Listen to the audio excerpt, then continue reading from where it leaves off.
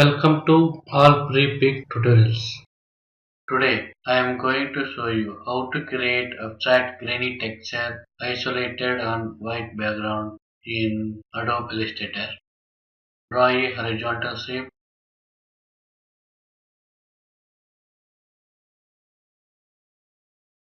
go to Effect menu,